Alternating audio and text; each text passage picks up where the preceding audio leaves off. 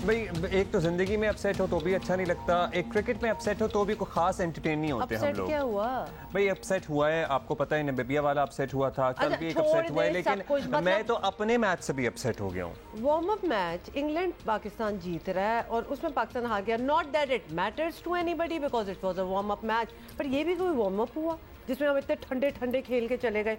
दूसरी बात ये, बाबर आजम ने नहीं खेला, रिजवान ने नहीं खेला because they were resting it out. Rizwan I understand needed the rest. Why Babar Azam? अच्छा। Babar Azam should be playing even more because his performance is not up to the mark. आपको जरूरी नहीं है, अगर आप लेना चाहते हैं तो आप इस ट्राई को सीरियसली भी ले सकते हैं, लेकिन जरूरी नहीं है क्योंकि मैं तो पत्थर की लकीर तो नहीं है, मैं ही बैठी एक मेडिकल एडवाइस और एक क्रिकेट की राय। हर पाकिस्तानी ही माशाल्लाह एक्सपर्ट है और हमें इस पे कोई एतराज नहीं है। एक चीज हमें पसंद है तो हम क्यों अपनी राय का इजहार ना करें उस पे, इसलिए हुमा ने भी अपनी राय का इजहार किया। वैसे मेरा ख्याल है ठीक है, अगर एक्सपेरिमेंट करना था तो कर लिया, कोई मुजायका नहीं है, कोई मुजायका नहीं है। चलो मुजायका नहीं है, लेकिन देख लिया ना फिलहाल एक्सपेरिमेंट का क्या हुआ। तो 161 का टारगेट जी पाकिस्तान ने दिया। अच्छा, थोड़ा सा बुरा हाल है।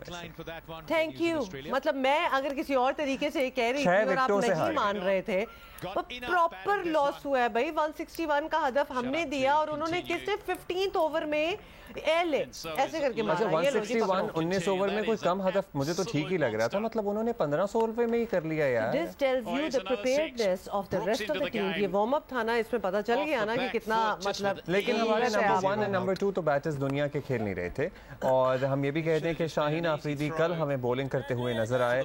आप उनकी परफॉर्मेंस पे राय दे सकते हैं, लेकिन I guess it is too early for anybody to have an opinion about his performance, क्योंकि उन्होंने 2 ओवर में ऑलरेडी आपने डिस्क्लेमर शुरू में दे दिया था, every Pakistani has an opinion, so I had an opinion and I just give. अच्छा, शाहीन पे तो आपकी कोई राय नहीं है ना? आई गेस नहीं, ऑब्वियसली ठीक है। वो 80 रोज के बाद after a break of 80 days he was back in the ground, और कल उन्होंने 2 ओवर कराए हैं, 7 विकेटें नहीं 7 विकेटें क्या ही कमाल हो जाता, 7 रन दिए हैं उन 2 ओवरों में और कोई विकेट हासिल नहीं कर सके। सो ये सारी सूरत हाल थी। अब हमारा जो दूसरा वार्म अप मैच है ना, ये भी हम आपको बता दें कि ये होगा गाबा में कल अफगानिस्तान के खिलाफ। सो लेट्स सी कि उसमें क्या बाबर और रिजवान आते हैं दोबारा या नहीं आते हैं। हाँ, ये छोटे छोटे गांव हैं ऑस्ट्रेलिया के, यहाँ पे मैचेस हो रहे हैं। सो ये भी हम आपको बता दें जो कल हुआ था, ये जो पाकिस्तान और इंग्लैंड वाला बता रहे हैं, ट्रेनिंग सेशन भी आपको पता हुआ है। कुछ दिखाना चाहते हैं? तस्वीरें दिखानी है, लेटेस्ट है हमारे पास, और बॉलिंग, फील्डिंग और बैटिंग की प्रैक्टिस की है, और ये बिल्कुल हैं लेटेस्ट तस्वीरें। और कल खेला जाएगा हमारा दूसरा वार्म अप मैच, और पहला मैच आपको पता है ना इतवार को होना है, और होना भी किसके साथ है? भारत के साथ। Either you could watch it or you could just miss it. क्योंकि अगर आपकी तबीयत आपको इजाज़त नहीं देती कि आप इतना टेंशन वाला मैच देखें तो प्लीज़ ना देखिएगा, वरना बाकी तो ऑब्वियसली हम सारे देख ही रहे होंगे। अब्दुल्ला, मैंने दोबारा से सोचा है कि मुझे ये इन लोगों की जो प्रैक्टिस किट कहें या whatever you want to call it, practice kit ही है ये बेसिकली, वार्म अप मैचेस की किट है, ये प्रैक्टिस किट है। Why do we have to go with the same color of green or always green? वैसे so I like it really brightens up your screen actually. Yes, absolutely. There is something going on in it. It's shockingly different, I would say, modern. because you're not expecting. I think it's very modern. It's very bright. It's very new age and 2022. So I like the practice kit. अच्छा, trousers का colour भी बहुत अच्छा लगा मुझे, तो चाहिए in fact ये कलर के पजामा। इस कलर के बाद अब स्नीकर्स और जॉग रनर्स और शूज भी होते हैं। हाँ, तो पूरा वो मैच चल रहा होता है ना, हेड टू टो आजकल चीजें चल रही हैं। So I have no issues with the kit, I am good with that, except मेरा ख्याल है कि next warm up match against Afghanistan में सारों को वार्म अप होना चाहिए। So everybody should be back in action. एक अपसेट जो हुआ है वो 2 दफा की वर्ल्ड चैंपियन वेस्ट इंडीज भी कल हारी है by the way. So any how Scotland से आई गेस। सो अभी हम अभी हम आगे बढ़ेंगे और क्रिकेट से जुड़ी मजीद खबरें जो हैं वो हम जरूर शामिल करेंगे। और हुमा की राय तो आपने सुन ली कि बाबर को बिल्कुल कोई जरूरत नहीं थी रेस्ट करने की। वैसे I don't mind, as in ठीक है, if he felt like he needed a day off तो today this very morning I felt like taking the day off. No. So you don't always do it ना, अब वल्ला आज मेरा दिल हमें नहीं चाह हमें उस पे एतराज है, हमें बाबर के टे ऑफ करने पे कोई एतराज नहीं है। रहा। Okay fine, so we'll not talk about cricket for a while, अभी जब तक हम अग्रीमेंट में नहीं आएंगे दोनों आपस में। लेकिन और बड़ी चीज़ें हुई हैं जी, एक तो क्रिकेट का मैदान होता है, एक होता है पॉलिटिकल जो हमारा, उसमें तो कभी छुट्टी होती ही नहीं है ना, मतलब उसमें तो कुछ ना कुछ चल ही रहा होता है। थकते नहीं तो ये लोग, बिल्कुल नहीं, मतलब स्टेमिना गलोर।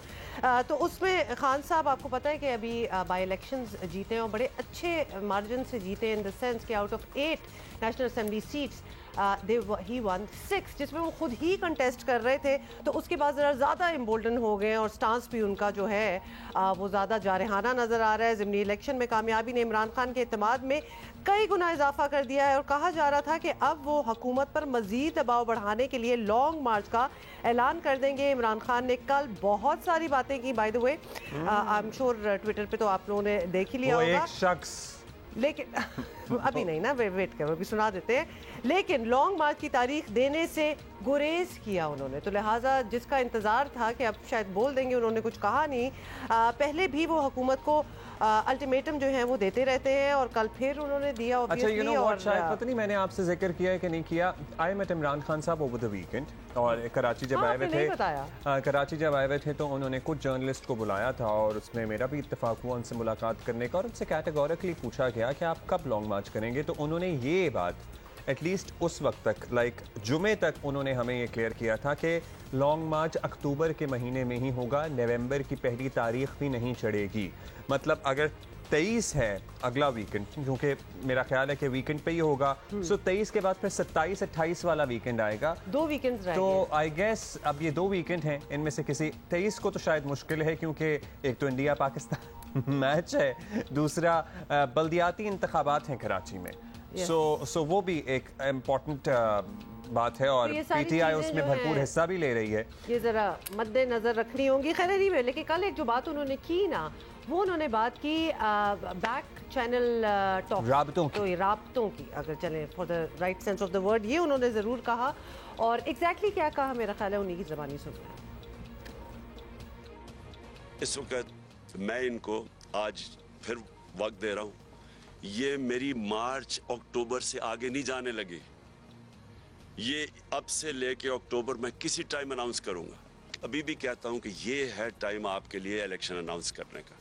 मुज़ाकरात क्या मैं कहूं कि हो भी रहे हैं, नहीं भी हो रहा है, यानी उनके अंदर अभी तक कोई, जो भी थोड़ी हमारी बैक चैनल्स पे हुआ है, कोई इस तरह की क्लैरिटी नहीं है अभी तक। वो क्लैरिटी मुझे पता क्यों नहीं है, क्योंकि वो नवाज शरीफ डरा हुआ है इलेक्शन से, वो जब तक नहीं फैसला करेगा इलेक्शन नहीं होगा। तो मैं तो चाहता हूं कि वो आए और उसके साथ मेरा मुकाबला हो। जो एनआरओ मिल गया, अब मुझे लगता है वो वैसे बरी हो जाएगा, तो चलो अच्छा आए मुकाबला करे। तो फिर ये सारी सूरत हाल है। इमरान खान अक्टूबर में मार्च के लिए बज़िद हैं, लेकिन वज़ीर दाखिला राना सना का कहना है कि ज़िमनी इलेक्शन जीतने का मतलब ये नहीं कि आपको इस्लामाबाद पर चढ़ाई का लाइसेंस मिल गया है। अगर कोई भी जत्था इस्लामाबाद आएगा तो आटे दाल का भाव मालूम हो जाएगा। वैसे वो तो आवाम को भी मालूम हो गया। आपने ज़िमनी इलेक्शन जो है वो जीते हैं, तो इससे हरगिज़ ये मुराद नहीं है कि आपको किसी गैर आइनी या गैर कानूनी जो है वो अमल का जो है वो लाइसेंस मिल गया है। आप अगर ये गलती करेंगे, मैं आपको वार्न करता हूँ कि अगर आपने ये इस चीज़ को जो है वो इस बात से जोड़ा और आपने जथा कल्चर को प्रमोट करते हुए अगर आपने लॉन्ग मार्च या इस्लामाबाद पे चढ़ाई का फ़ैसला किया, तो आपको बहुत मुंह तोड़ जवाब दिया जाएगा और पूरी ताकत से जो है वो आपको पूरी तरह से जो है वो फेस किया जाएगा। और ये मत समझें कि ये जथा कल्चर जो है, अगर आपने ये इसके ऊपर अमल किया तो ये आखिरी बार होगा। ये इब्तदा आपने करनी है, इसका अंजाम जो है वो फिर हमारे पास होगा। तहरीक इंसाफ ने 8 में से 6 नशस्तें जीती हैं। पंजाब असम्बली की भी 3 में से 2 नशस्तें जीती हैं और इस वाज़े फतह के बावजूद वो चीफ इलेक्शन कमिश्नर पर हमलावर हो रहे हैं। सुनिए क्या कह रहे हैं। मतलब मैं वाहिद कैप्टन हूँ जो हिंदुस्तान के अंपायरों के बावजूद जीत के आया था। ये अंपायरों के बावजूद जीत रहे हैं, लेकिन ये हम एम्पायरों के बावजूद, क्योंकि ये जो है ना, ये सिकंदर सुल्तान से बददियानतदार इलेक्शन कमिश्नर मैंने पाकिस्तान की तारीख में नहीं देखा। मतलब ये आप जीत भी गए हैं और फिर भी आप खुश नहीं हैं, तो कुछ अजीब सी बातें लगती हैं ना कि आप कोई और बात भी कर लें तो अभी तो you should have no reason to complain basically, but you always have a reason to complain and you always have a complaint as well. हाँ मतलब तो अच्छा, लेकिन अभी बात सिर्फ एक आईनी इदारे के सरबराह तक महदूद नहीं है। इमरान खान ने आर्मी चीफ की तैनाती को भी सियासी रंग देने की कोशिश की। कोशिश का मतलब वो तो दे ही रहे होते हैं, तो अपनी मेरिट की बात भी उन्होंने दोहराई, ये भी देख लें। आर्मी चीफ की अपॉइंटमेंट है, किसी सूरत नवाज शरीफ जैसे मुजरिम जिसका स्टेट पाकिस्तान में नहीं है ना, उसको अपॉइंट करना चाहिए। और जरदारी मुझे बताएं, क्या ये क्वालिफाइड हैं मुल्क के आर्मी चीफ को अपॉइंट करने के लिए? आर्मी चीफ मेरिट के ऊपर आना चाहिए, ना इमरान खान का आदमी होना चाहिए, ना किसी और का आदमी होना चाहिए। और इसमें कोई दो राय भी नहीं है कि आर्मी चीफ मेरिट पे ही आएंगे। एक निज़ाम है फ़ौज का जिसके तहत नाम जाते हैं और उसके बाद वज़ीर आज़म फैसला करते हैं। खान साहब ज़रा अपने ज़माने में किए गए मेरिट के फैसलों पर भी रोशनी डालें ना। पाकिस्तान की सबसे बड़ी आबादी वाले सूबे का वज़ीर आला मेरिट पे लगाया था सर आपने, या किसी फाल के नतीजे में लगाया था, या वज़ीर आज़म आज़ाद कश्मीर मेरिट पे लगाए हैं आपने? अच्छा चलिए, while you think about that, तो आगे आपको बता दें कि ज़िमनी इलेक्शन में इत्तेहादी हुकूमत के लिए भी एक अच्छी बात हुई कि उनके पास 2 और नशिस्तें जो हैं वो आ गई हैं, जिससे उनकी असेंबली में कितना हो गया फिगर, स्ट्रेंथ बढ़ गई है। हुक्मरान इत्तेहाद ने भी कल बैठक सजाई और इमरान खान का जल्द इलेक्शन का मुतालबा फिर मुस्तरद कर दिया। मुश्तरका एलामिया में वाज़ेह किया कि इंतखाबात कब होंगे इसका फैसला हुकूमती इत्तेहादी जमातें करेंगी। कोई जत्था फैसला मुसल्लत नहीं कर सकता, कानून हाथ में लेगा तो कानून के मुताबिक उससे निपटा जाएगा। आर्मी चीफ की तैनाती से मुताल्लिक भी कहा गया कि आर्मी चीफ की तकर्री का फैसला वज़ीर आज़म आईन और कानून के मुताबिक करेंगे और जो नॉर्म्स होते हैं, जो डेकोरम हो इदारे का, वो उसके मुताबिक ही होगा। किसी की धौंस और डिक्टेशन पर नहीं किया जाएगा। तहरीक इंसाफ की जीत की खुशी अपनी जगह है और खुश होना भी चाहिए, लेकिन फ़िक्र की बात यह भी है कि जिन 2 हल्कों में इमरान खान ने इलेक्शन नहीं लड़ा वहाँ से PTI शिकस्त खा गई है। तो क्या आने वाले दिनों में जनरल इलेक्शन में इमरान खान ही बरसरे इक़्तिदार आने के लिए तमाम हल्कों से मैदान में उतरेंगे? ऐसा तो सर्टनली मुमकिन है नहीं। अच्छा लेकिन सवाल और भी बड़े होते हैं। चलिए, खान साहब की तो हमने बात कर ही ली और उन्होंने क्या कल बातें की वो भी आपको सुना दिया, लेकिन नून लीग को क्या हुआ? मतलब कि जो कि अगर एक टक्कर दे रहे हैं खान साहब की लीडरशिप को, और ऑब्वियसली उनकी एक लेवल ऑफ पॉपुलैरिटी है जिसको आप डिनाई नहीं कर सकते, तो इन्होंने किया क्या नून ने? तो ये पता करना बहुत ज़रूरी है और उसके लिए हमें ज्वाइन किया रहनुमा मुस्लिम लीग नून तलाल चौधरी साहब ने। तलाल चौधरी साहब, मुस्लिम लीग नून जिस तरह इलेक्शन हारी, मतलब जिस तरह इलेक्शन हारी, इस पर पार्टी रहनुमा आई एम श्योर बहुत से जवाब तो दे ही रहे हैं और बहुत से एक्सक्यूज़ेस भी बना रहे हैं, लेकिन सबसे अहम तो यही है कि आपकी लीडरशिप ने to be very honest election को सीरियस ही नहीं लिया, मुहिम ही नहीं चलाई। मतलब हमने कोई कैंपेनिंग टू बी ऑनेस्ट होते हुए देखी नहीं। आधी लीडरशिप जो है वो लंदन जाके बैठ गई और बाकी जो है वो अपनी मिनिस्ट्रियाँ लेकर मौज कर रहे हैं, जैसे मतलब जिसकी वजह से हमें ऐसा फील हुआ है कि आप बिल्कुल डिस्कनेक्ट हैं आवाम से। तो बतौर पार्टी कारकुन आपको इस सूरत हाल पर परेशानी होनी चाहिए। वैसे इसमें कोई शक नहीं है, जितना एहसास और शिद्दत से एहसास अब हुआ है मियां नवाज शरीफ की गैर मौजूदगी का, इससे पहले नहीं हुआ। हम नवाज शरीफ को बहुत मिस किया है और लीडर के बगैर इलेक्शन लड़ना और पार्टी का इलेक्शंस में हिस्सा लेना बहुत मुश्किल है। ना मियां नवाज शरीफ इधर थे और ना ही मरियम नवाज इन इलेक्शंस में हिस्सा ले सकी।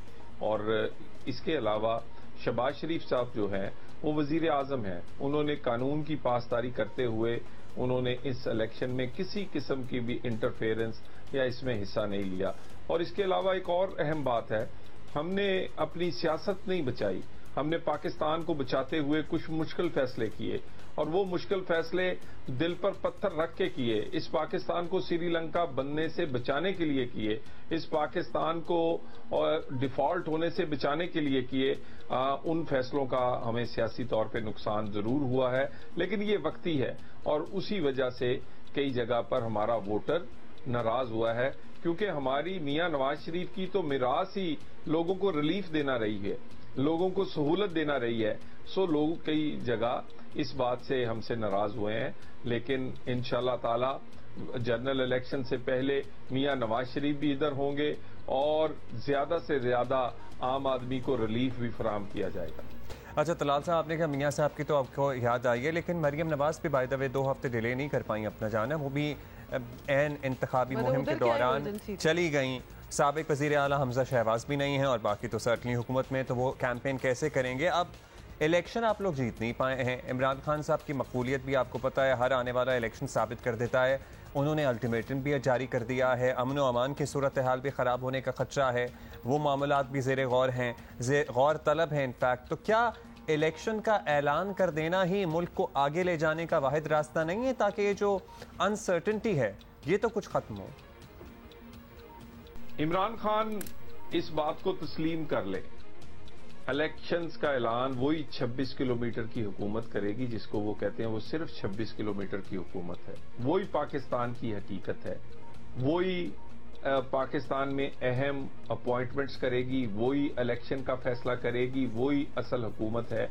किसी किस्म की भी बात करनी है तो उसके लिए पार्लियामेंट मौजूद है। इमरान खान साहब हमें धमकियां मत दें और रोज तारीख नहीं देते, अगली तारीख दे देते हैं। भाई दो ना तारीख लॉन्ग मार्च की, क्यों घबराते हो? बताओ, तुमने रोज ये कहना शुरू कर दिया इस हफ्ते नहीं, अगले हफ्ते नहीं, उससे अगले हफ्ते। पटारी में से जो सांप निकाला निकाल ही लो, कुछ भी लॉन्ग मार्च से नहीं होगा। और या ना लॉन्ग मार्च कोई तब्दीली ला सकता है। सो लॉन्ग मार्च की धमकी हमें न दें। खान साहब, लॉन्ग मार्च करना है तो तारीख दें, तारीख ना दे के आप क्या साबित कर रहे हैं? सिर्फ ये कि आप बुज़दिल हैं, आप जानते हैं कि इससे कोई रिजल्ट नहीं आएगा। और एक मैं और आपको बात बता दूं, जिस उम्मीद में आप बैठे हैं ना, वो सहूलतें अब आपको मुयस्सर नहीं होंगी। अब पाकिस्तान के अदारे अपने दायरा कार में हैं, अब पाकिस्तान के अदारे सियासत में हिस्सा नहीं लेते। सो अपने बलबोते पर आपको आना पड़ेगा। अब आपके मुंह में चूसनी और आपको पैम्पर नहीं लगाया जाएगा। इसलिए इंतजार ना करें और जल्दी जल्दी डेट दें अगर आपके सख्त है आप में तारीख देने की। वैसे विद ड्यू अपॉलॉजीज, वो जो धमकियां अगर दे रहे हैं या उनकी एक टोन है या जो भी वो कह रहे हैं, he is coming from a position of strength. मतलब वो वोट जीत के आ रहे हैं, उन्होंने सीटें जीती हैं, तो ऑब्वियसली जो उस लेवल पे बंदा होगा वो इसी किस्म की बातें करेगा। इसलिए आप इसको जरा दिल पे ले रहे हैं और धमकियां समझ रहे हैं, but he has proved it as well. अच्छा चलिए ये बता दें कि खान साहब ने ये इंकशाफ भी किया है कि बैक चैनल से नवाज शरीफ से मुज़ाकरात हो रहे हैं और नवाज शरीफ जो है वो इलेक्शन के लिए नहीं मान रहे, ये उनका कहना था। तो ऐसे मुज़ाकरात अगर हो रहे हैं तो बैक चैनल से क्यों हो रहे हैं? मतलब अवाम का मसला है तो जो बात है वो अवाम के सामने नहीं होनी चाहिए। मियां नवाज शरीफ किसी बैक चैनल मुज़ाकरात पे यकीन नहीं रखते। जो मुज़ाकरात भी होंगे अवाम के सामने होंगे। और खान साहब को अब नवाज शरीफ की याद और ज़रूरत के पड़ गई। अब उन्हें पता है कि मियां नवाज शरीफ ही एक हकीकत है इस पाकिस्तान में। ये जो मकबूलियत है, ये तो एक पानी का बुलबुला इमरान खान तुम्हारा, और तुम ये बैकडोर की बातें करते हो। कोई बैकडोर हमारा नहीं है। हाँ, तुमने जरूर क्या कहते हैं, एक जो सदर पाकिस्तान है उसको इस्तेमाल कर रहे हो अपने मिडल मैन के तौर पे, और कभी खुद कभी किसी दूसरों को।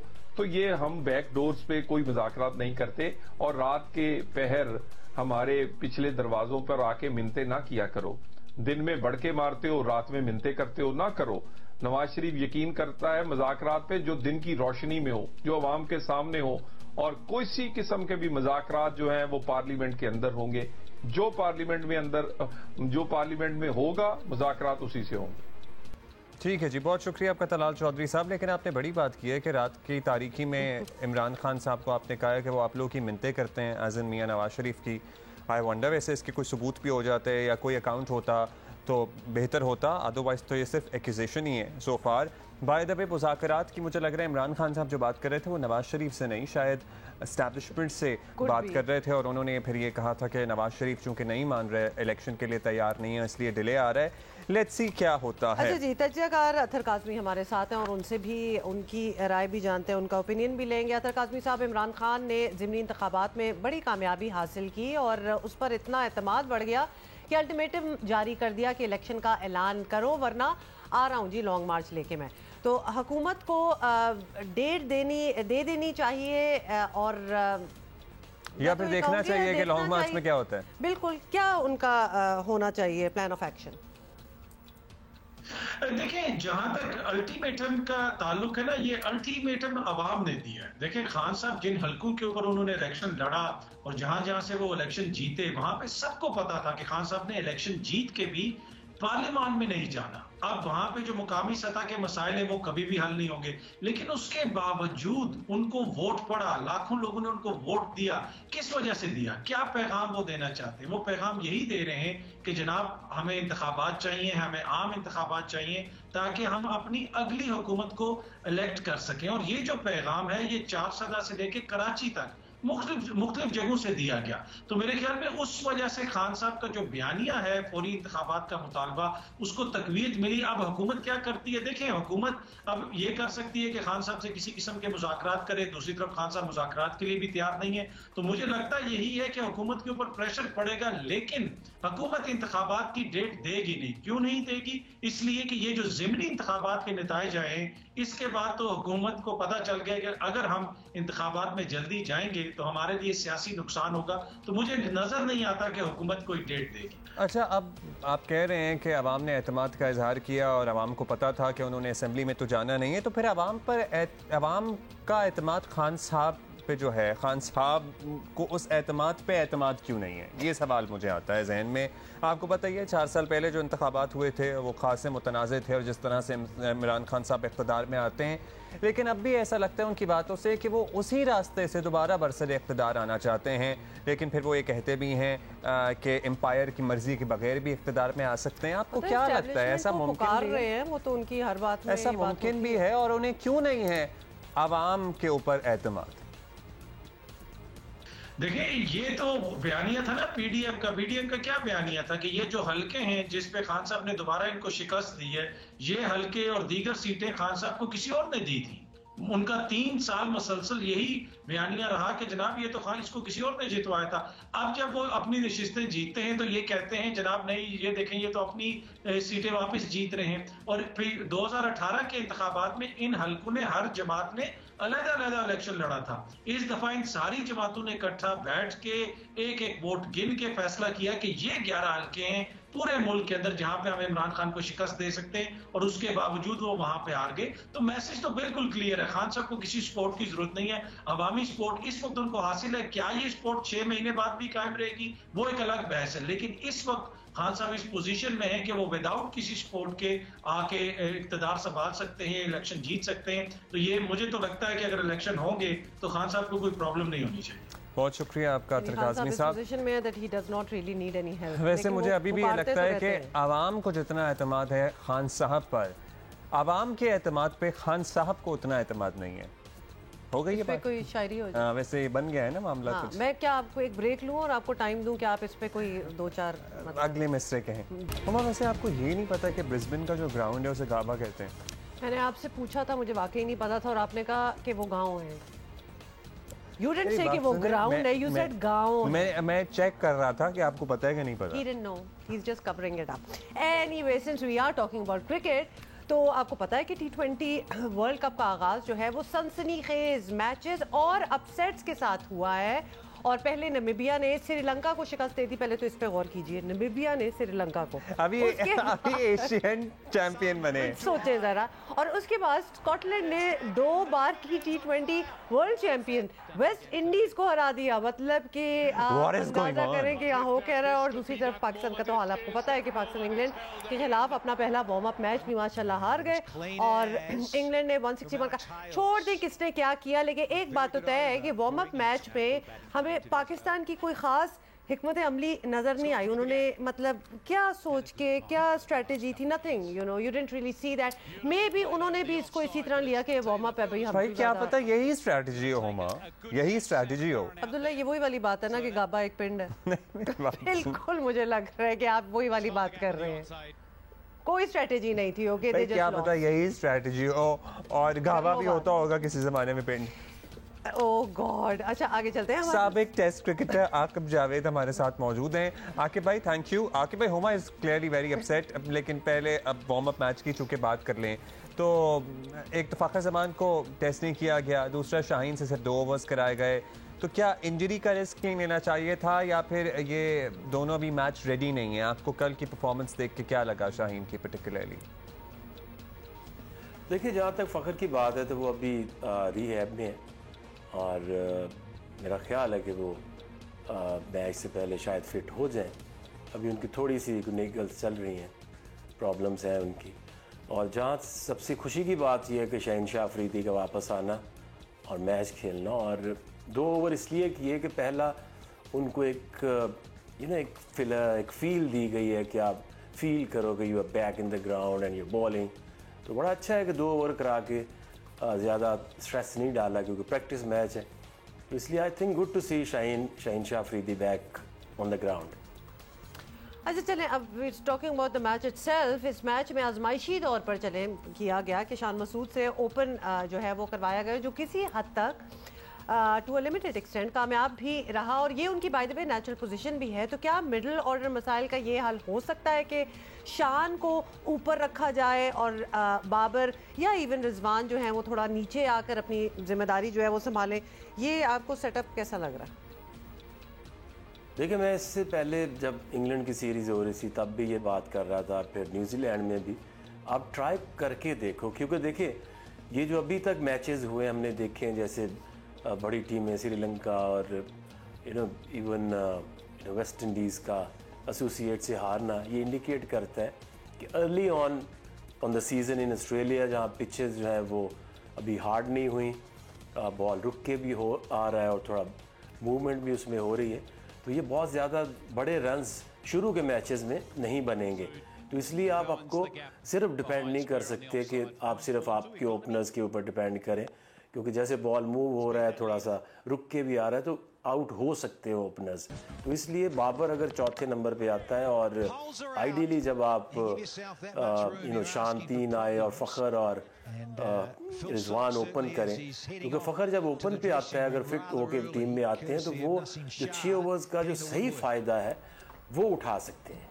अच्छा, पहले राउंड के मैचेस में आपने देखा होगा कि भाई कि श्रीलंका और वेस्ट इंडीज़ वाले बड़े अपसेट भी हुए हैं, तो और मुकाबले भी सख्त हो रहे हैं। तो कहा जा रहा है कि जिस लेवल की क्रिकेट खेली जा रही है, किसी भी टीम को आसान नहीं लिया जा सकता। आई गेस ये तो वैसे अब एस्टैब्लिश हो जाना चाहिए फैक्ट।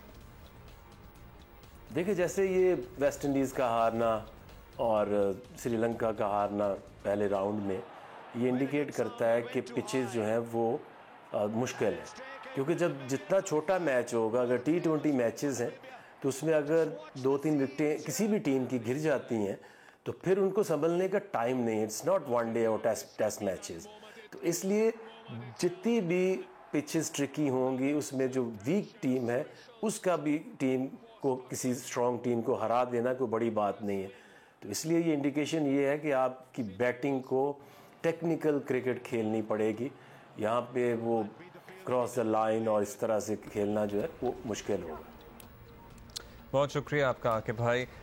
आपकी टीम को, यानी कि हमारी टीम को टेक्निकल क्रिकेट खेलनी पड़ेगी और किसी भी टीम को सर्टनली हल्का लिया ही नहीं जा सकता। हमारे सामने है, मतलब अच्छा। अभी श्रीलंका एशिया कप जीत के गई थी और वहाँ हार गई नामीबिया से। और बाय द वे आज बड़ा उनके लिए मुश्किल दिन हो सकता है, बिकॉज आज क्या हो रहा है आपको बता दें कि T20 वर्ल्ड कप में आज भी 2 मैचेस खेले जा रहे हैं, और ग्रुप ए में नामीबिया का मुकाबला है नीदरलैंड से, और इसी ग्रुप का दूसरा मैच है श्रीलंका का जिसका आप जिक्र कर रहे हैं, और उनका है UAE मुत्तहिदा अरब अमारात के दरमियान, और ये होगा पाकिस्तानी वक्त के मुताबिक कोई 1 बजे। आप सोच लें बाय द वे श्रीलंका जो है उसको हर सूरत ये मैच जीतना होगा। नामीबिया से पहला मैच हारने के बाद श्रीलंका के पास गलती की गुंजाइश नहीं रही बिल्कुल भी।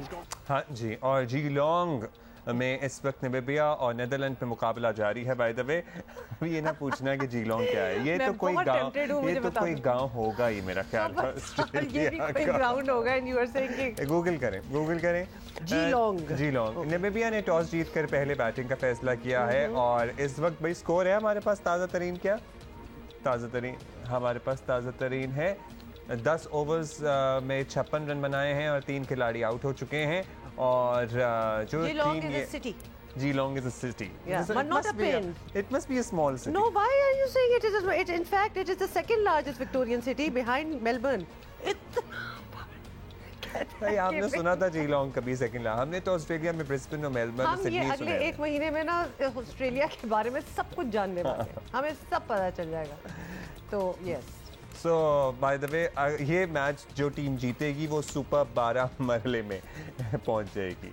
I lost that. I was speaking to a friend जो कि ये एक ऑर्गेनाइजेशन के साथ वाबस्ता हैं जो सैलाब मुतासरीन की मदद और अब रीहैब के सिलसिले में काम कर रहे हैं। और लिटरली अभी भी मेरी कल ही उनसे बात हो रही थी और मुझे बता रहे थे कि मुतअद्दिद अज़ला ऐसे हैं सिंध और बलूचिस्तान के ताहाल जहां ताहाल 5-5, 6-6 फुट पानी खड़ा हुआ है अभी भी। जब हम सोच रहे हैं कि गर्मी इतनी पड़ गई है, पानी उतर गया होगा, बाकी सूरत हाल कुछ बेहतर भी हुई है। मंशा झील जैसे आपको पता है अपने नॉर्मल लेवल पे आ गई है।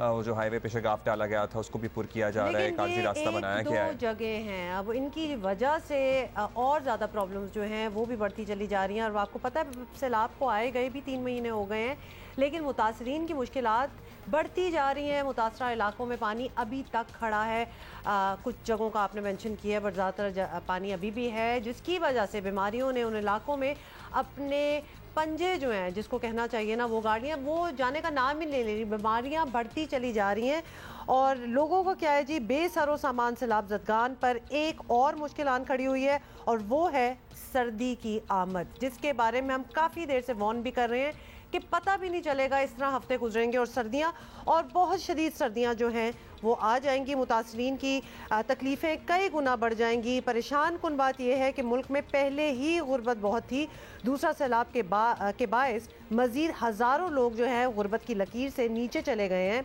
और ख़ुद वफाकी वज़ीर शहरी रहमान जो हैं उन्होंने वर्ल्ड बैंक के आदाद शुमार बताए हैं कि मज़ीद 1 करोड़ लोग गुर्बत की सतह से नीचे चले जाएंगे। तो ये बात भी हम पहले कर चुके हैं, वरना ऑब्वियसली एक middle class, lower middle class तक भी फैमिलीज़ हों, लेकिन इस इतने बड़ी आफत के बाद लोगों का बहुत बुरा हाल है। और ये बिलाशुबा बड़ा इंसानी अलमिया है। सियासत इंसानियत से बाला नहीं हो सकती, इसलिए सबको एक होकर अपने लाखों हमवतनों की मदद करनी पड़ेगी, जिसके बारे में हम बहुत से आपको तरीके भी बताते हैं। बहुत से ऐसी ऑर्गेनाइजेशन से भी आपकी मुलाकात करवाई है जो कि वहाँ काम कर रहे हैं। और कल जो है दुनिया में इस हवाले से एक दिन भी मनाया गया कि किस तरह से लोगों को गुर्बत की लकीर से ऊपर लाना है। इसी पे बात करेंगे। शाज़िया मरी साहिबा, पीपल्स पार्टी के रहनुमा, federal minister for poverty alleviation हमारे साथ मौजूद हैं। बहुत शुक्रिया शाज़िया साहिबा, आपने वक्त दिया। शाज़िया साहिबा, सर्टनली गुर्बत पाकिस्तान का ऐसा इशू है जिस पे मतलब ऐसा लगता है कि जब से पाकिस्तान बना है, तख्लीक हुआ है, तब से ये इशू चल रहा है और अब तक जू कतू है। अब सैलाब के बाद तो सूरत हाल इतनी अबतर हो गई है, कितने लाखों लोग हैं जो ताहाल इमदाद के मुंतज़िर हैं। वैसे ओवरऑल एक जायज़ा लिया जाए तो ऑलमोस्ट 90 लाख से ज़ायद लोग अभी भी ताहाल पाकिस्तान में गुर्बत की लकीर से नीचे ज़िंदगी गुजार रहे हैं। तो आपकी मिनिस्ट्री है, सर्टनली आपने कुछ स्टैट्स अपडेट किए हैं, क्या आपके पास ताज़ा फिगर्स आए हैं इस सिलसिले में? जी बिल्कुल, गुर्बत पाकिस्तान के लिए एक बड़ा मसला है और ये आज से नहीं है, एक अरसे से गुर्बत का सामना पाकिस्तान को है। और पाकिस्तान की आवाम जो कि आबादी के एतबार से भी बढ़ती जा रही है और इसके लिए जो हमें वसाइल हैं वो पूरे नहीं पड़ रहे हैं। इसकी एक बुनियादी वजह ये भी है जो गैर सियासी एक हमने देखा है कि दौर रहा है पाकिस्तान के अंदर, जहाँ पर जमहूरियत को डिरेल कर दिया जाता है, सिस्टम को चलने नहीं दिया जाता, फिर सियासी जो अदम इस्तेहकाम है वो भी एक वजह बनती है। तो कई वजूहात हैं और महंगाई एक बहुत बड़ा मसला है। आज जो लोगों की एक क़ुव्वत है ख़रीदने की, जो मुआशी क़ुव्वत है वो बहुत कम है। और इसके अलावा सैलाब की जो सूरत हाल बनी है, जहाँ पे बारिश और तबाह कुन सैलाब की वजह से भी गुर्बत में इजाफे की बात की जा रही है। और वर्ल्ड बैंक की एक रिपोर्ट के मुताबिक तकरीबन 9 मिलियन यानी 90 लाख लोग जो हैं वो मज़ीद गरीब होंगे पाकिस्तान के अंदर। तो एक बहुत ही तशवीशनाक सूरत हाल है और इस तशवीशनाक सूरत हाल से निपटने के लिए यकीनन हुकूमती सतह पर कोशिशें की जा रही हैं और साथ ही साथ मुआशरती एतबार से भी हमें जो है वो कुछ इक़दामात लेने पड़ेंगे, जिसमें यकीनन आबादी को भी देखना पड़ेगा और अपने जो वसाइल हैं जिसमें हम इस बड़ी आबादी को चलाते हैं उसके बैलेंस को बरकरार रखने की ज़रूरत है। शाजी साहब, आप वसाइल की भी बात कर रही हैं और ऑब्वियसली आपकी वजारत इंसदादे गुर्बत के लिए काम कर रही है, तो सबसे बड़ा जुज़्व हम कहेंगे बेनज़ीर इनकम सपोर्ट प्रोग्राम है। अब ऑब्वियसली हमें नज़र आ रहा है कि ज़रूरत तो है, लेकिन हमारे माशी हालात में इसका दायरा जो है इनकम सपोर्ट का, उसको भी फैलाना चाहिए, और जो कि हमें लग रहा है कि मुश्किल भी हो सकता है। तो क्या कोई और ऑप्शंस भी हैं, किसी और तरीके से भी, किसी और एवेन्यू से भी मदद की जा सकती है? देखिए, ये बात भी है कि मेरी जो वजारत है उसके अंदर बेनज़ीर इनकम सपोर्ट प्रोग्राम जो है वो पाकिस्तान का सबसे बड़ा समाजी तहफ़्फ़ुज़ फ़राहम करने का, सोशल प्रोटेक्शन का सबसे बड़ा प्रोग्राम है। और ये एक ऐसा व्हीकल है जिसका अपना डेटा है, यूनिक डेटा है, और तकरीबन 34 मिलियन हाउस होल्ड्स का डेटा हमारे पास मौजूद है। और इसी डेटा के इस्तेमाल से सैलाब के अंदर जो वज़ीर आज़म पाकिस्तान ने ऐलान किया था लोगों को टारगेटेड कैश रिलीफ फराहम करने का, वो प्रोवाइड की गई है। उस कैश को डिस्पर्स किया गया है 25-25 हज़ार रुपये फ़ी फैमिली। और इसके अलावा बेनज़ीर इनकम सपोर्ट प्रोग्राम का जो अपना दायरोकार है वो 8 मिलियन फैमिलीज़ को ये जो कैश रिलीफ है वो प्रोवाइड करने का है। अब कैश जिस तरीके से दिया जाता है वो यकीनन मोस्ट वल्नरेबल फैमिलीज़ को देखा जाता है, गरीब तरीन फैमिलीज़ को, और फिर उनकी ख़वातीन को जो है ये कैश दिया जाता है बेनज़ीर इनकम सपोर्ट प्रोग्राम के ज़रिए। लेकिन जो पहले मैंने बात की कि गुर्बत बढ़ रही है और मुस्तकिल बढ़ती चली जा रही है, इसमें कुछ फैक्टर्स हैं जो गौर तलब हैं, लेकिन महंगाई एक बड़ा फैक्टर है, वो भी उसको भी देखने की ज़रूरत है। बेनज़ीर इनकम सपोर्ट प्रोग्राम में चूँकि ऑलरेडी 8 मिलियन लोग कवर होते हैं, तो यकीनन एक पहले ही हुकूमत ने अपने ज़िम्मे बहुत बड़ा जो है वो टास्क रखा हुआ है। अब आगे अगर गुर्बत में इजाफा होगा जिस तरीके से कि वर्ल्ड बैंक बता रहा है, तो हमें देखना पड़ेगा कि इसका दायरा किस तरीके से बढ़ाया जाए, इसकी जो फाइनेंसिंग है, इसका जो बजट है वो बढ़ाया जाए। सर्टनली, मतलब जितना कर रहा है बेनज़ीर इनकम सपोर्ट प्रोग्राम कह लें, या ऐसे पिछली हुकूमत ने नाम बदल के एहसास प्रोग्राम कर दिया था, अब वापस इसका ओरिजिनल नाम बहाल कर दिया गया है। मदद की ज़रूरत तो रहेगी लोगों को। अब ये बताइए कि गुर्बत का या इस मसले का एक सियासी पहलू भी है, और वो ये है शाज़िया साहिबा कि मुस्लिम लीग नून वालों ने अभी तस्लीम किया कि जो ज़िमनी इंतखाब है इसमें शिकस्त इस वजह से हुई कि महंगाई बेतहाशा बढ़ी, बिजली के बिलों ने लोगों की चीखें निकाल दी। अब गुर्बत इतना बड़ा मसला है जैसे अभी भी आपने तस्लीम किया, तो ऐसे में अगर आप हुकूमत के साथ रहते हैं तो अगले इलेक्शन में जीत का कैसे सोच सकते हैं? देखिए, सूरत हाल तशवीशनाक है, लेकिन ये जो मौजूदा बाई इलेक्शंस का नतीजा है, मैं नहीं समझती कि इसमें सिर्फ़ और सिर्फ ये वजह बन सकती है, क्योंकि जो पिछली हुकूमत थी उसने 4 बरस सिर्फ झूठे वादे किए, इलेक्शन से कबल वादे किए। जब हुकूमत में आए तो वादे तो दूर की बात है, उनका जिक्र भी कभी उन्होंने नहीं किया कि हम इतनी करोड़ नौकरियां देंगे, इतने घर बनाएंगे, महंगाई को कम कर देंगे, कर्ज़ों को उतार देंगे। ये तमाम बातें पिछली हुकूमत ने की हैं। लेकिन आज क्योंकि यकीनन महंगाई एक बहुत बड़ा मसला है, बिजली के बिल्स बहुत बड़ा मसला हैं, और मईशत के ऊपर एक बहुत बड़ा बोझ है, आवाम के ऊपर उनकी अपनी ज़ाती ज़िंदगी में बहुत दुश्वारियां हैं। लेकिन इसको क्योंकि मैं टर्नआउट देखती हूँ बाई इलेक्शन का, और बाई इलेक्शन में जो टर्नआउट है वो उस तरह का नहीं है जो जनरल इलेक्शन में है, तो यकीनन इसमें थोड़ा सा इसे उस तनाजुर में देखना मुनासिब नहीं है। लेकिन ये हकीकत ज़रूर है कि महंगाई है, इसमें कोई दो राय नहीं है। और इस हुकूमत ने कभी भी ये नहीं कहा कि महंगाई नहीं है, या बिजली के बिलों का बोझ आवाम पर नहीं है, या ये नहीं कहा कि जी महंगाई तो है ही नहीं, ये सिर्फ झूठी बातें हैं। बिल्कुल ये एक हकीकत है और इसके ऊपर हुकूमत गौर कर रही है। हुकूमत ने पहले ही आपको जिस तरीके से मैंने बताया कि सैलाब के अंदर लोगों को टारगेटेड कैश रिलीफ फराहम की, ये समझते हुए, इस बात को महसूस करते हुए कि फ्लड्स के अंदर जो गरीब लोग हैं उनके ऊपर बहुत बोझ पड़ेगा, इसलिए फ़ी फैमिली 25,000 रुपये देने की बात हुई। जब पहले भी पेट्रोल की कीमतें और डीज़ल की कीमतों में इजाफा हुआ तब भी 2000 टारगेटेड रिलीफ जो है वो लोगों को दिया गया। तो ये हुकूमत कोशिश पूरी कर रही है। चलें जी, लेट्स सी ये कोशिश किस हद तक कामयाब होती है। बहुत शुक्रिया आपका शाज़िया मरी साहिबा। अच्छा, जो लोग जिन्होंने अभी ये देखा, और शाज़िया मरी साहिबा ने भी बात की बेनज़ीर इनकम सपोर्ट प्रोग्राम के तहत भी कितनी मदद हो रही है और कितनी मदद की ज़रूरत है, प्रॉब्लम्स भी आपको पता है, तो बैठ के ये मत सोचिएगा कि हुकूमत को और ज़्यादा करना चाहिए। द ऑनेस्ट ट्रूथ इज़ कि कोई भी हुकूमत इतने बड़ी आफत को संभाल नहीं सकती, इन द सेंस कि इतने लोग जो गुर्बत की लाइन से नीचे चले गए हैं, पहले इतने ज़्यादा थे, how can we help them. तो हमें ज़रा ये सेल्फ रिफ्लेक्शन का टाइम भी है, और मैं यही कहूँगी कि हम दूसरों पे तो तनकीद कर सकते हैं कि इनको सपोर्ट करना चाहिए था, ये करना चाहिए था, ऑलरेडी इनके हालात नहीं होने चाहिए थे, forget about all of that. इस वक्त जो उनके साथ हो रहा है, दे नीड अस। तो लिहाजा मौसम बदल रहा है, बहुत सारी जरूरियात बढ़ रही हैं, मतलब पहले हम कह रहे थे ना लिहाफ की, कंबलों की जरूरत है। 3 महीने पहले तक जब ये सब कुछ हुआ था तो वी वर सेइंग कि जी खाना और मेडिकेशन वो सब कुछ तो चल ही रहा है, वो तो देना ही है, लेकिन अब आप इसको भी केटर करें कि सर्दी कितनी है तो अपने घर से रजाइयाँ, quilts, sweaters, whatever you have, ये चीजें तो निकाल ही सकते हैं ना। मैं कहता हूँ बेसिक स्किन ऑइंटमेंट्स, आप अपनी माँ बाप की अपनी दवाइयाँ लेने जाते होंगे ना, आप इजाफी बुखार, मलेरिया और स्किन की बेसिक दवाइयाँ जो हैं वो ख़रीद के सैलाब ज़दगान की मदद जहाँ हो रही है वहाँ जमा करा सकते हैं।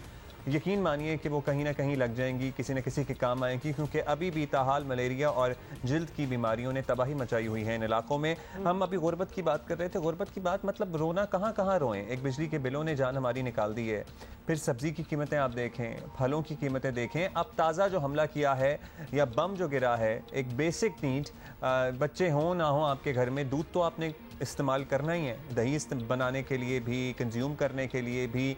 दूध की कम से कम जो कीमत है ना वो 200 रुपये फी लीटर हो गई है। तो आप अगर 1 लीटर रोज़ाना दूध भी मंगवाएं तो आप देखिए कि महीने का बिल कहाँ जाएगा आपका। और 1 लीटर में क्या, 1 लीटर का क्या बनता है, 1 लीटर में कहाँ गुजारा होता है। अगर आपके 3 बच्चे हैं या 2 भी बच्चे हैं और दोनों अगर दूध पीने वाले हैं या फीडर पीने वाले हैं तो आप 1 लीटर से गुजारा नहीं कर सकते। Which brings us back to the point कि अगर कोई आफत ने हमें इस तरह टच नहीं किया और अगर हमें ये फील हो रहा है कि कितनी महंगाई है और क्या हो रहा है, तो सोचें जिनके पास कुछ नहीं रहा उनका क्या हाल होगा। सो प्लीज़, और ये बात तो तय है, ये बात तो आई एम श्योर, ये बात तो वैसे हमारा अकीदा भी है और ये बात हमने भी खुद भी और आप लोगों ने भी बारहा आजमा ली होगी कि जितना आप देंगे ना उससे डबल ट्रिपल तो आपको वैसे ही मिल जाता है। तो ये बात तो प्रूवन फैक्ट है, इसलिए दिल खोल कर मदद करें। अच्छा जी, एक खबर जिसने कल मुझे बड़ा खुश किया। हाँ, वीडियो भी मैंने देखी और मुझे बहुत ही अच्छा लगा जी। लाहौर कलंदर्स के विमेन प्लेयर्स डेवलपमेंट प्रोग्राम के 2 रोज़ा ट्रायल्स जो हैं वो आज से शुरू होंगे और 2 रोज़ा प्रोग्राम के पहले रोज़ ट्रायल्स होंगे कलंदर्स हाई परफॉर्मेंस सेंटर में, और जबकि जो कल होंगे 19 अक्टूबर को वो होंगे विमेन प्लेयर डेवलपमेंट के ट्रायल्स किनेट कॉलेज में। तो लिहाजा लड़कियों पहुंच जाओ जी, जिसमें पैशन है, जिसमें टैलेंट है, दिस इज द टाइम। क्योंकि ये अपॉर्चुनिटी आपको पता है हमें बड़ा अरसा लग गया इसको एडवोकेट करने में। प्लेयर्स डेवलपमेंट प्रोग्राम है ना, दिस एक्चुअली वर्क्स। मतलब ये जो सेंटर है ये बना ही इस चीज़ के लिए है, और जहाँ कलंदर्स का नाम आ जाता है और इतने सालों से हम देख रहे हैं कि क्या क्या उन्होंने टैलेंट जो है वो सामने ला के रखा है। की क्रिकेट टीम में आपको पता है हारिस हैं, फ़खर हैं और द लिस्ट इज लॉन्ग जो इन हाई परफॉर्मेंस सेंटर से ट्रेन होकर निकले। और ये हाई परफॉर्मेंस सेंटर वैसे लड़कियां खुद भी देख लेंगी और जो ऑलरेडी ट्रेन करते हैं इसमें नौजवान बच्चे बच्चियां, उन्हें पता है कि ये कितना हाई क्लास है और इसमें किस तरह वर्ल्ड क्लास लेवल की ट्रेनिंग दी जाती है। सो लाहौर कलंदर के सीईओ आतिफ राना नहीं, और पहले तो ये बता दें कि Aqib Javed will be supervising the whole thing. मतलब वो वहाँ होंगे, तो जरा तैयारी के साथ वो टैलेंट जो है वो देख रहे होंगे, and they know how to spot talent from a mile off, तो उनको नजर भी आ जाता है। लाहौर कलंदर के सीईओ आतिफ राना का ये कहना है कि इसका जो मकसद है वो लड़कियों की में क्रिकेट के फरोग के साथ साथ जो खवातीन क्रिकेटर्स हैं उनको आगे लाना है। आपको पता है हमारी लड़कियां अभी भी बेहतरीन परफॉर्म करके आई हैं। जो हमारा लास्ट टूर्नामेंट हुआ है और हमने कमाल की टीमों को शिकस्त दी है। सो अगर और मेहनत की जाए, नए टैलेंट, क्योंकि टैलेंट पूल की भी ज़रूरत है ना, लड़कियों का talent pool I am sure जो बेंच स्ट्रेंथ है वो लड़कों से तो कम ही होगी। सो बेंच स्ट्रेंथ बढ़ाने के लिए, वो टैलेंट पूल बढ़ाने के लिए इस किस्म की काविश बड़ा अहम किरदार अदा कर सकती है। who have the talent, लेकिन अभी अपॉर्चुनिटी नहीं मिली या फिर खुद ही एक झिझक आ जाती है,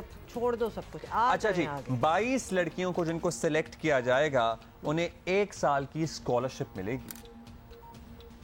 So this is your Need we day, say more? this is your chance. This आज is और your कल, opportunity. आज और कल याद रखिएगा कि नेट कॉलेज में आई गेस कल और आज इनके हाई परफॉर्मेंस सेंटर performance में। center. बाकी लाहौर कलंदर के फेसबुक पेज वगैरह पे आपको तमाम डिटेल्स मिल जाएंगी। So all the girls out there who are watching us, please go and अच्छा, हमने आपसे पहले ही कह दिया था कि ये होने वाला है और फिर ये हो गया। Pakistan street child football team ने एक बार फिर हमारा सर जो है वो फ़ख्र से बुलंद कर दिया।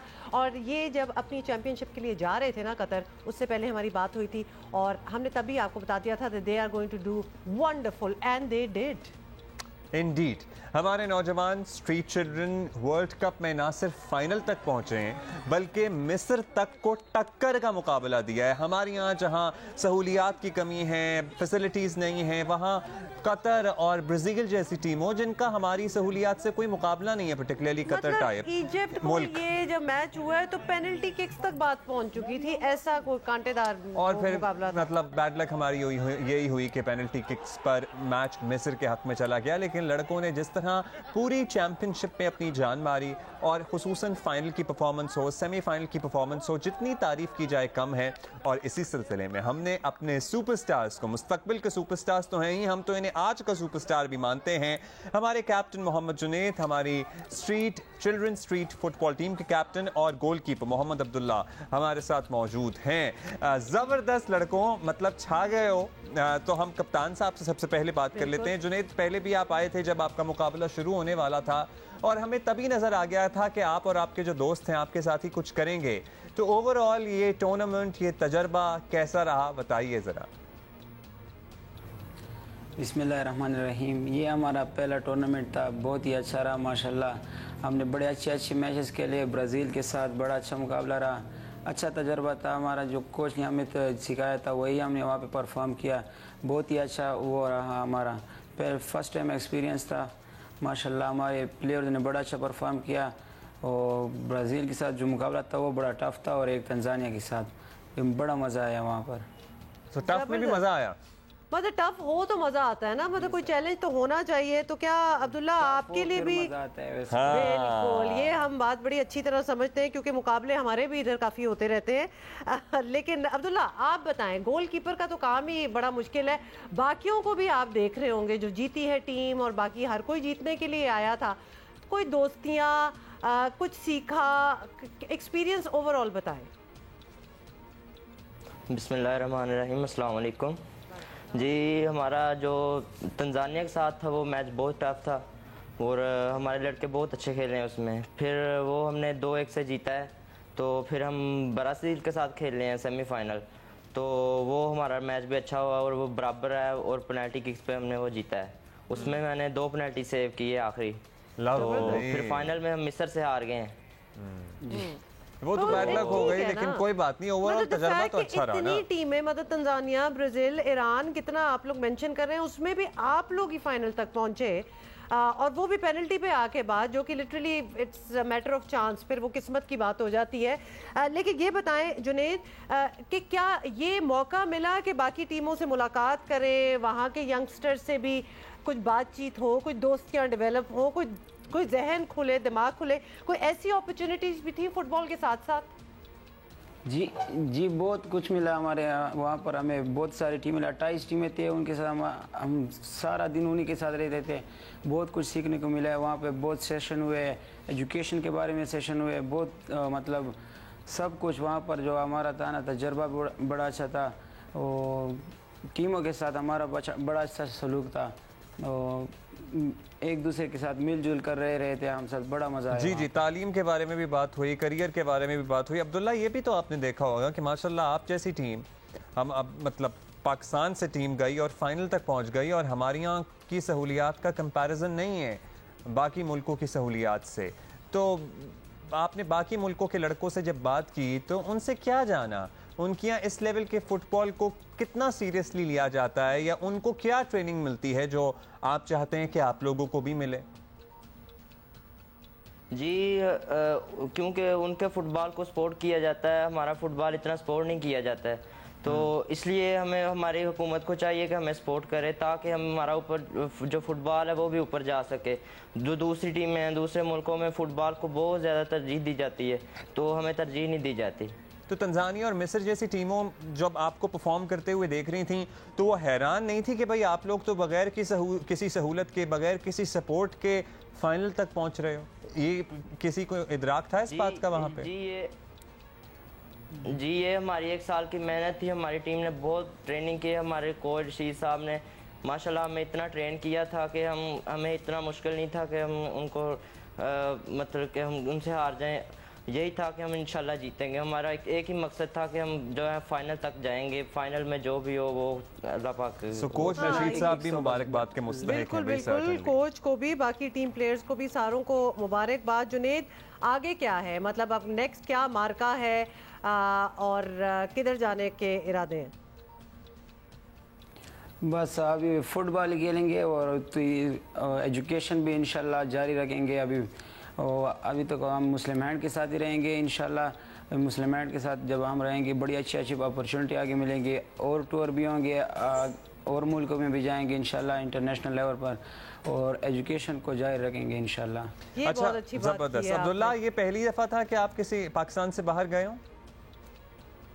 जी मेरा पहली दफ़ा था ये। तो फिर आपने पहली दफ़ा कतर भी देखा, तो आप सब लोगों को कतर कैसा लगा? वहाँ पे कोई खाने शाने खाया आपने? शवारमा, अरबी खाने, कुनाफा वगैरह कुछ एंजॉय भी किया? जी बहुत खाने खाए हैं, लेकिन मज़ा भी आया, एंजॉय भी किया है। कतर को बहुत एंजॉय किया है। हाँ। तो फर्स्ट टाइम था तो एंजॉय तो बनता था। बिल्कुल लाज़मी बनता था, और परफॉर्मेंस भी इतनी अच्छी थी तो एंजॉय तो डबल बनता था। बिल्कुल, I mean when you are having fun तो then you are also performing well. मतलब दोनों चीज़ें हैंड इन हैंड ही जाती हैं। जुनेद का तो हमें पता चल गया कि पढ़ाई बड़ी इंपॉर्टेंट है और वो पढ़ाई को भी अपनी कंटिन्यू रखेंगे। अब्दुल्ला, आपके भी यही इरादे हैं? जी मेरा भी यही इरादा है। एजुकेशन के बारे में सोचेंगे और साथ साथ फुटबॉल भी खेलेंगे इंशाअल्लाह। और हम यही तवक्को करेंगे जो हमारी फुटबॉल फेडरेशंस हैं। आप टैलेंट देखें, आप इन लड़कों का, बच्चों का, इनफैक्ट मैं कहूँगा कि ये कहाँ तक पहुँच गए, और वो भी फाइनल में पेनल्टी शूट आउट में मुकाबला हुआ। ज़बरदस्त नौजवानों, मोहम्मद जुनेद कप्तान हमारी चिल्ड्रन स्ट्रीट फुटबॉल टीम के, और मोहम्मद अब्दुल्ला गोलकीपर जिन्होंने सेमीफाइनल में 2 गोल बचाए और हम फिर फाइनल तक पहुँचे। आपको बहुत मुबारक हो, आपके घर वालों को, आपकी बाकी टीम मेंबर्स को, और आपके कोच रशीद साहब को भी। ज़बरदस्त, थैंक यू सो मच आज दोबारा जियो पाकिस्तान में आने का। अच्छा जी, ये तो वो बात हो गई ना कि हमें बड़ी खुशी होती है भाई जब यंगस्टर्स जाते हैं, और इनका पहली बार था बाहर का टूर, और इसीलिए हम उसी वक्त वादा कर देते हैं कि ये जीते या हारे हम इनको दोबारा बुलाएंगे। वो एक्सपीरियंस से सीखना भी बहुत ज़रूरी है। साथ ही जल्दी से बता दूं, हमारे नंबर 2 स्कॉश प्लेयर हैं आसिम खान, जो कि इस वक्त शिकागो में, एंड कैन यू बिलीव कि उन्होंने वहाँ से ट्वीट किया है कि कोई मुझे अकोमोडेशन दे, कि मेरे पास ना पैसे हैं और मैं इधर ऑन माई ओन एयरबीएनबी पे भी नहीं ठहर सकता, बिल्कुल ही नहीं है, तो कोई मुझे थोड़ी दिनों के लिए जब तक मेरा टूर्नामेंट चल रहा है तो वो रिहाइश दें। And I am just thinking where is the squash federation. मतलब ये भी एक है, इसकी ज़रा तय पे हम जाएंगे और पता करेंगे, क्योंकि थोड़ा सा दिल हिल गया था। इतना talent, and yet they have to ask. अगर उन्होंने लिख दिया है तो उनकी सपोर्ट और मदद में अब सब आ ही जाएंगे, तो सारे पाकिस्तानी। लेकिन why should it have to be that way? Pakistan में मौजूद प्राइवेट सेक्टर यूनिवर्सिटीज़ अपने मयार को बढ़ाने के लिए बेहतरीन काम कर रही हैं, लेकिन आपको पता है बड़ी सैड बात थी कि जो वर्ल्ड टॉप 500 यूनिवर्सिटीज़ थी ना, उसमें सिर्फ एक यूनिवर्सिटी हमारी कायद आज़म यूनिवर्सिटी का नाम आया। I will look at the glass full and I से एक का भी आना बहुत बड़ी बात है। और ऑल्दो पहली 1000 में फिर हमारी 9 यूनिवर्सिटीज़ आ गई, लेकिन फिर भी मुझे तो कभी कभी लगता है कि हमारी ये यूनिवर्सिटीज़ लिटरली वर्ल्ड क्लास हैं। सो आई वंडर कि ये रेटिंग शेटिंग सब सही होती है। अच्छा, लेकिन हम ऑब्वियसली अपनी यूनिवर्सिटीज़ का मयार जो बढ़ा रहे हैं, और उसमें आगे कौन सी यूनिवर्सिटी है जी, हबीब यूनिवर्सिटी है, और उन्होंने भी ऐसा ही कदम उठाया है। स्टैनफोर्ड यूनिवर्सिटी के प्रोफेसर डॉक्टर अलेक्जेंडर की ने हबीब यूनिवर्सिटी के एक डिपार्टमेंट, बल्कि डिपार्टमेंट क्या मैं कहती हूँ, बोर्ड ऑफ गवर्नर्स में उन्होंने शमूलियत जो है वो इख्तियार की है, जो कि यकीनन एक एजाज़ की बात है। और आज हमें डॉक्टर अलेक्जेंडर की ने ज्वाइन किया, हमने सोचा ज़रा उनसे भी बातें करें और उनकी क्या थॉट्स हैं ये भी सुने। स्टैनफोर्ड यूनिवर्सिटी से इनका ताल्लुक है। डॉक्टर अलेक्जेंडर की, thank you so much for joining us this morning. First of all, you must have obviously a good idea about the level of higher education in Pakistan by now. Given your experience and your expertise, if you could give us a bit of a comparison with the rest of the world, what are your thoughts? Thanks. I mean, I would say that on the base, I only got here on Sunday, so I wouldn't want to put myself in the position of expert. I mean, I can only talk with any authority about what I know about Habib. Having worked with them through the internet for a couple of years at Stanford and having now visited for 3 days, it's a very exciting university that's managing to do things for undergraduate education that we have been struggling to do sometimes at Stanford. Dr. Alexander, now that you just mentioned that you've recently arrived and now you're in Pakistan and part of this prestigious university, what historic initiatives are you targeting actually? I think the way I would look at it as is less me adding value and more me as somebody at Stanford who's concerned with undergraduate education and is trying to make things better for the Stanford students. This is a valuable partnership. So this is an opportunity for us to share information and to learn about each other's best practices. We want your view on this, Dr. Key. Why is a liberal arts education so important? I mean, the trend, especially here in Pakistan for parents and students as well, is to prefer vocational education. It's still very strong. They would rather have that other than anything else. So what do you think? Why do you think liberal arts education is so important and can add value for STEM, especially science, technology, engineering and math in the students? If we could have your thoughts. Yeah, I mean, I don't want to give the impression that I think that Pakistan is the same as America, or indeed the same as England, where I grew up.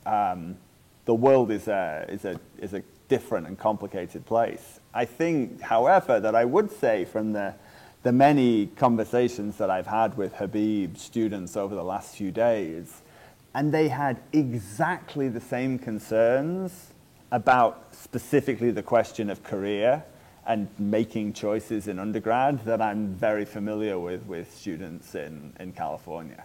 I think that and Stanford, like Habib, is also in an environment where there's a lot of pressure to do engineering degrees. This is true in California, I think it's true in Karachi. And students really share an experience in dealing with the challenges that the world is going to present. All right, so there as well, students also really, a large number want to pursue the engineering degrees. All right, now, Dr. Key, that you're here in Karachi, and it is probably your first visit to Karachi, but we hope that it wouldn't be very difficult for you to adjust to the environment and the climate, because it's pretty much same as Palo Alto, where Stanford is situated. So have you tried some local cuisine? Particularly Karachi's biryani is very famous. So did you get a chance? I've enjoyed the weather. It's nice that there's a breeze, unlike California sometimes. I've pretty much just been at Habib, although on the very first day, this haircut is a Karachi haircut. So I went out and got my haircut in Karachi, and I'm happy with it. Okay, you look nice. Yes, we will give you a top marks for your haircut. Did you pick up any Urdu while you were getting your haircut? It's very much on my agenda. I bought a Let's Study Urdu textbook, but it only arrived 2 days before the flight.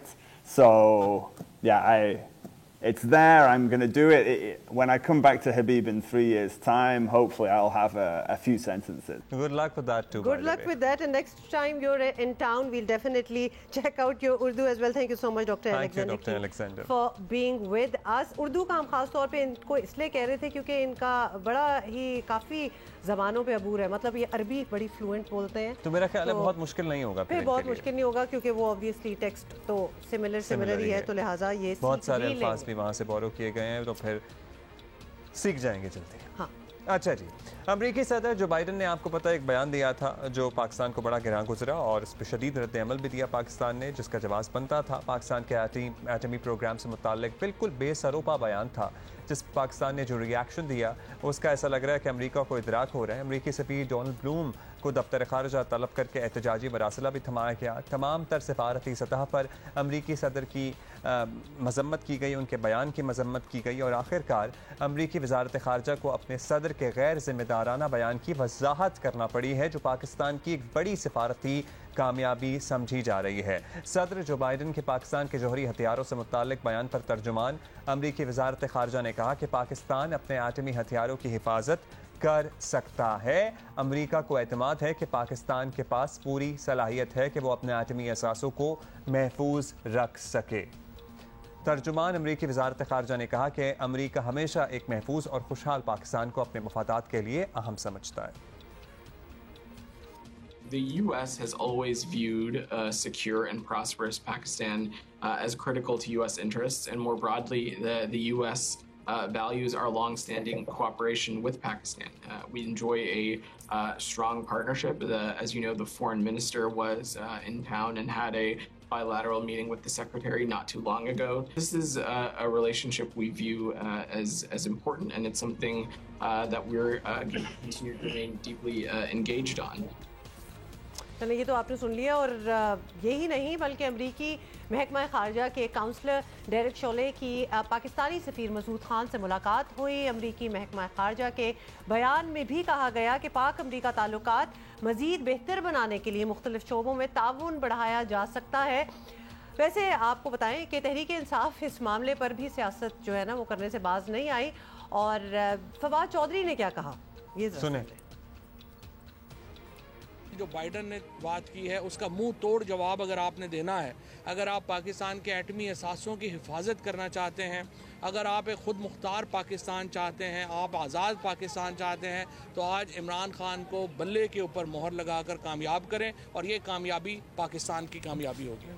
मतलब खान साहब को आपने सुन लिया, लेकिन जब अपने ही लोग ऐसी बातें करेंगे तो दुनिया को भी बोलने का ऑब्वियसली मौका मिल जाएगा ना। ये बड़ी सिंपल सी बात है। मुल्क की सलामती से जुड़े मामलात पर तो कम से कम सियासी क़यादत को यक ज़बान होना चाहिए। एटलीस्ट ये तो देखें ना कि आप किसके सामने क्या बात कर रहे हैं, तो ना कहें। और इसके अलावा की बातें क्यों आप सामने कर रहे हैं? जलसे में खड़े होकर जिस तरह पाकिस्तान के न्यूक्लियर एसिड से मुतालिक, उनके गैर महफूज होने से मुतालिक कहते रहे इमरान खान साहब, और ये भी कहते रहे कि इससे बेहतर था कि पाकिस्तान पे एटम बम गिरा देते। वो खैर मतलब काफ़ी मायूब बातें उनकी तरफ से की गई हैं। तो फिर दुनिया को तो मौका मिलता है ना इस तरह की बातें, जब आपका फॉर्मर प्राइम मिनिस्टर जो अभी सीट से उतरा वो करेगा। तो खैर हम आज मेरा ख्याल है कि अभी हमारा टाइम भी ख़त्म हो गया, तो लिहाजा हम कल मिलेंगे आपसे। And you can always write to us, you can tweet us your thoughts, और अगर कोई टॉपिक्स एट हैंड हैं जो कि आपको लगता है कि हमें उस पर बात करनी चाहिए। मेरे पास बहुत है।